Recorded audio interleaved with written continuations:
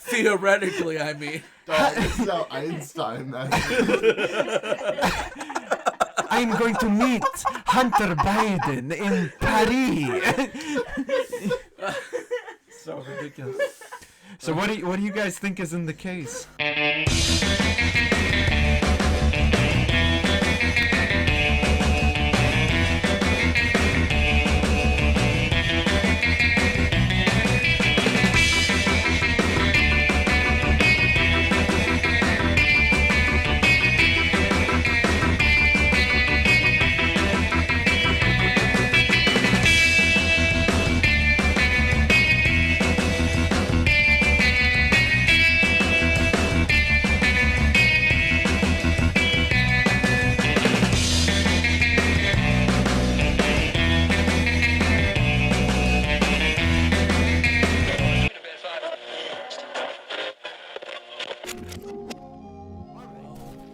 Let's talk about the film in question that we watched for Sebastian's birthday.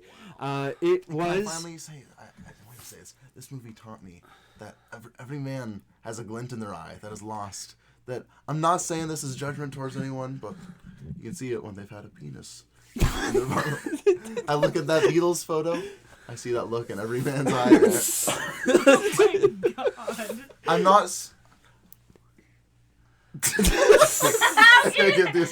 What I learned, All right, guys, more allegation. what I've learned is that if you are the director, the writer, and the actor, you are allowed to say the N-word and get away with it. You know, Mic drop. I plan on testing that out soon. I hate it here. I fucking hate it I mean, here. you're gonna post yourself online saying the N-word tonight, so. This is true. This movie was the meme before the meme. I'm gonna say the N-word. And you're gonna give me an Oscar for it. No, it is Quentin Tarantino's Pulp Fiction, aka Feet the movie. You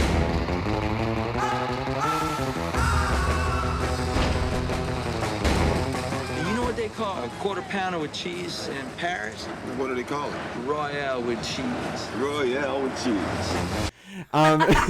This is really where the whole feet thing started, I think, because I didn't realize, like feet as in feature, as in his feet his foot fetish, his whole foot thing.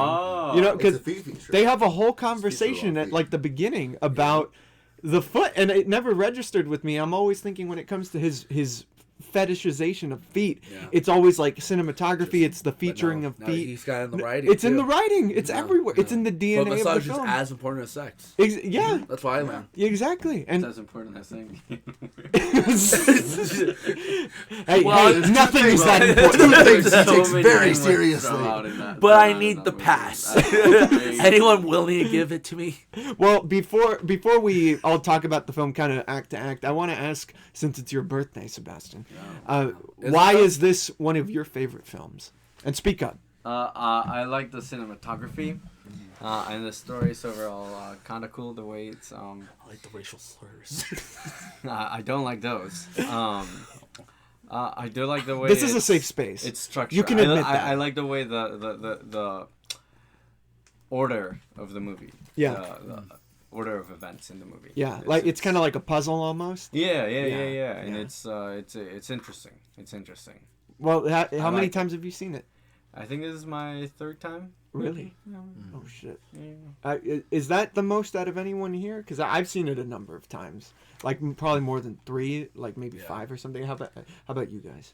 At least between 4 or 5. 4 or 5. Yeah. And Jess, have you ever seen it before? This was my first time seeing it all the way through. Last time I did see it with you guys, but we stopped shortly after. Oh, the when Tarantino shows up. When it was amazing. No, because I fell asleep at a point. I think I fell asleep shortly after they got back from the diner, after Uma Thurman and get back from the diner. In the beginning. Yeah. Oh. Yeah. Honey bunny, I'm going to bed. and we have someone who we just busted their cherry. It is Mr. Ben regarding this film. Wow, I've only seen specific scenes, but not all of it. Yeah. Just the one with the slurs. Is that true? Just the compilations. I've only seen the compilations. Every time he says the N-word. The compilation. Yeah. So this is your first time watching it all the way through? Yeah. Was this a film you were ever anticipating, or you were just like, oh, if I watch it, I'll watch it? It's one that I think that it's like a lot of people are like, oh, how have you not seen this? And so it ends up being like I'll plan to watch it with people. Yeah. And it just hasn't happened. Yeah. So, well, what was the experience like for you watching it tonight? I mean, and you're watching with a loud ass crowd of people. Yeah. It was fun. I feel like there were parts of it that I didn't get till like halfway through, just because I was tweaking, as the kids might say. Off the Ben just looked around. Like, it was like the kids might say, like us, right? Like there's a government agent in here. Jessica. Who's got the heroin? Who's got the H? You're the only whitey here. That's true. Yeah, but fun experience. Yeah, it was a fun experience. I didn't realize it was like out of order in terms of like the scenes. Yeah. Till like halfway through, and that's what like entirely like I was like, wait, how? What is the story to this again? Yeah. Thank you. I had to, like, rethink the the entire movie. time I was trying to figure out what the fuck is the plot, but Yes. where is this going? Yeah. Where is this So I was going? just really confused for some of it, but it was like a fun kind of confused. Yeah. Yeah, is it kind of like I mentioned puzzle earlier? Were you trying to figure the movie out? Yeah. A little bit. I mean, I know you were. I mean, I was yelling the entire time. What the fuck is this? Yeah. What the fuck is this movie? I mean, I was also saying like. The writing was so fucking weird. There were moments where the writing was so good, and moments where the writing was like, why? Well, what's an example? It was almost there were moments where it was almost one step off from The Room to me with the writing. Yeah. Well, Really? which scene did that happen to you? Sebastian, huh? Wait, let's talk about these allegations further. Well, okay, maybe not as horrible as The Room, but definitely just more focusing on the arbitrary. You know? I see what you mean. I feel like so that's one important point of the movie, but well, yes, it's intentionally set up that way to illustrate the whole puzzle aspect, but I feel like there were specific things that were just like, why? Like the opening scene with the fucking foot massage. Well, when you bring up things that are like arbitrary, you mean like when they go off on tangents that are like. You know, they're taught because Tarantino does that on a lot of his films, where he brings up things from pop culture and things to build the world rather than push the plot. Mm-hmm. And is that the kind of, in terms of the writing of a film, is that like that's not your preference, right? I guess not after seeing this film. Yeah, I guess. The feet thing. There were just 10 out of 10. And it wasn't necessarily the pop references that I'm thinking of. It was more so just like the disagreements between characters of like. The foot thing. There was another thing that was a disagreement that do you remember what I called out? Was it with the Butch character? I think so. With his watch, right? Well, I was just mad about violence. Oh, right, But that makes sense for the character. I can see why. I'm trying to think. Oh, well, I know you were really critical of the Mia Wallace character. Yeah. Yeah, you were like, man, this bitch, I swear. This bitch walking upsets me. Why is she dancing like that? Those feet. I literally just said that in her text. feet. Yeah. Oh, yeah. Those feet, put him in the got shoes. Fixated on the feet just like Quentin. Allegations. It was just too much. Too much feet. Too much feet. There can never be too much. Also, IGN's I hated. 9 Okay, out of 10. that was the other thing. I hated Quentin as an actor. In the Oh film. yeah. I thoroughly hated it. No, that's the weakest part. I never want to fucking see that again. It's the weakest part of all his films. He should think of himself as a person that should never be in front of a camera. Oh, have you seen Django? He is a little bit. I'm not gonna lie. He has always struck me as a little bit of a gremlin, and not in a bad way. It's bad. It's bad. I can respect the art. Like I can respect the art in the movie, and like I can like see his director realship through his movies and be like, man, bless you. He is such an artist. He is such a he is so good at this thing. Yeah. But I can also, in that same thought, see him in reality and get a little bit scared and say, I don't want to see this man ever again. Hey, you don't feed Quentin after midnight, right? Yeah. You don't do that shit. No, see that. Yeah, he's never been a terribly. He's never really been a good actor. He's an amazing writer and a great director. Another reason he's why an actor. it reminded me of The Room because he casted himself. He casted himself. He did everything. I hate it when directors do that. I'm here once again. I'm Julius. I'm here with Brian. No, it's true. No, he's the weakest part. Everyone I talk to about Pulp Fiction, they're like, when Tarantino shows up, I either skip, I mute, I fast forward. I can't stand it, especially because Winston's great. I slow it down so I can hear more. Oh, I know you slowed it down. Well, this movie is very specific in the way that it tells its story. It's taking from films like Rashomon, where it has a narrative that's kind of split throughout. You know, it's told through different vignettes, kind of exploring the world of this Los Angeles, which is very violent, very dark, and everything. Now, I want to know, what are you guys Modern doing? LA. We're fucking leaving, dude. Fuck. Are you peeing? What's happening? I'll be back. Where's he going? He's peeing, I think. He's gonna go. Oh my God. Smoke some Jane. He really just was like, all right, I'm out of this. I'm out of this bitch. I've been in enough of these podcasts. So Not time to clog some toilets. oh, toilet- why you gotta say that, some dude? I don't want to toilet-tussie. think about that. Some toilet-tussie. Now, when you sit on the Pussy. when you sit on the same seat, you'll know Brian's naked laps. He's like, I bet he's like rubbing his ass on the seat and everything. Like, yes. He has to get screwed on. Yeah, he's like looking like, I'm saying you better like it, Jules. Spins Oh, around. and hey, Brian, we were just talking about you. We're just talking about we were just saying how you're really a valued addition of the podcast and how we love the movie, watching it with you. I'm gonna go see the damage. Oh my God. Hey, a man got a piss. Oh my God. Don't forget to yell, God damn. God. God. Okay. Well, I want to know your guys' favorite vignette. No, I have Like, to go blow my nose. which story you guys really like the most out of the ones that were told? Because we had the one with Butch. We had Jules and Vincent. We had Vincent and Mia. We had the final scene over at the breakfast. At the breakfast and everything. We had Butch and what's his name? Why? The boss, the gangster boss. Oh, Butch, yeah, and Marcellus. So which ones did you guys really like stood out to you? Definitely Vincent scene with Mia. Oh, I know why that is. All right, now. Wait, Vincent's scene with who? Mia. All right, between Vincent's scene with Mia, and then I'll explain why, and then Butch with Marcel, and then. That's hard to pick. Yeah.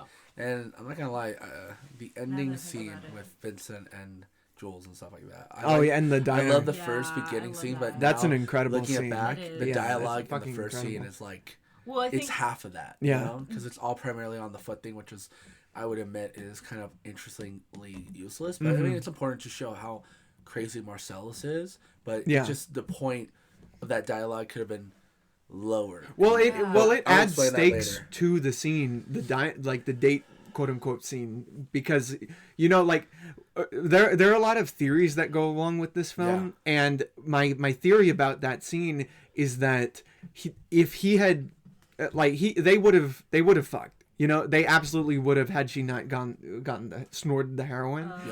And he's like trying to convince himself because he knows what's going to happen if he does it. You know, he's trying to be a good guy, quote unquote. One and $5 shake. Her doing that saved margarita. What's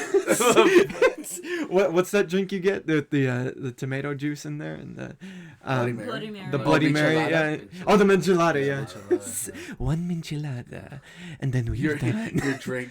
I go home and jerk off. That ending scene or that ending vignette honestly changed my opinion of the writing, or put my opinion of the writing more in favor of, because the writing in that ending vignette was so good. Yeah. For everything, for the other vignettes that were like lagging or stupid or whatever, that one like That could have been a short film all in and of itself. I mean, arguably it was. I mean, I like that. I like that each kind of story is split up in that way, where they are beginning, middle, and end with each one. You know, and they're all very different in terms of what they do. Not even in terms of like the violence and who's being. The feet like, title. The feet. I mean, it's all about feet, man. It's Feet the movie. Feet, racial slurs. It's pretty crazy. I think my favorite is probably the end. I thought you were saying your favorite racial slur. My favorite. My favorite part of the movie is when it finally ends. When it is done. Ben is. Wait, were you trying to do an impression of him or an impression of him doing you? Yes. What was At this point, that? it doesn't matter, bro. He's so lost. He's so lost with the impression. Anti-Seb is its own like entity. It's like Santa Claus, all right? You can't prove he's not real, okay? But he's there. But he's there. He's in child's minds everywhere. Instead of ho ho ho. He's like that, like a mind game, like robotic snake thing, where it's like if you think of it, that'll, God, he won't do it. The obelisk or whatever it's called, you know. What? Anti-Seb. Ben, Don't think about him. Ben, did you have a favorite like story out of the ones that were told in the film? Was it supposed to be separated too? Yeah, like they're Okay. you know, separate That's little why there were vignettes. title scenes of like Bonnie's blah blah blah when they went to Vincent and Yeah, but then when it restarted and went back to the start of the movie, I was like, okay, so they must be connected. Well, it's all one continuous story. It all. Yeah. it's just there's time lapse. They break up. That. So I should really lean in for that. It's all continuous. Allow me to be analytical. It's all continuous timeline. My analyses. No, interwoven. Look. I have the perk 40. The perk 40. I'll bet it, my friend. You got one? The like names of the chapters. Well, just like which part of the film, like who was in the scene? Like there was definitely just like the opening thing with the Samuel L. Jackson. Like I've never seen the full speech, so that was that was impressive. Even though it's like the obvious pick. No, that's a good one. You get why that scene got so big. Yeah. You watch it with the Family Guy edit clips, you know. Yeah. The path of the righteous man is beset on all sides by the iniquities of the selfish and the tyranny of evil men.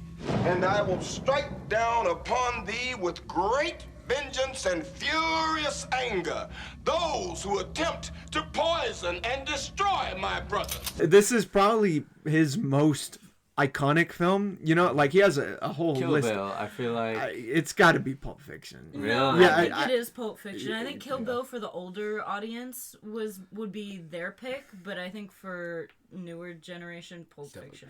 I think Kill Bill is one that kind of shifted his direction as a director. You know what I mean? Like, because Kill Bill is very almost zany, a little cartoony, and very much like what a Django is or Inglourious Bastards. It kind of like paved the way. But this is kind of that grounded Tarantino that I kind of miss, you know, which is why I really loved Once Upon a Time in Hollywood. Hey, shut the fuck up, Brian. Shut up.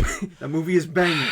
That movie is banger. I like Once Upon a Time. The Nice Guys, starring Russell Crowe, Ryan Gosling. I love that film. 10 times better. I need to watch that next with you. Yeah, you do. Yeah, it's a great film. I never cared. Oh my god! I never cared. Great film. I still kind of don't. Which film? The Nice Guys. The Nice Guys. Oh, I love The Nice Guys. Yeah. Better, but ain't got shit. No.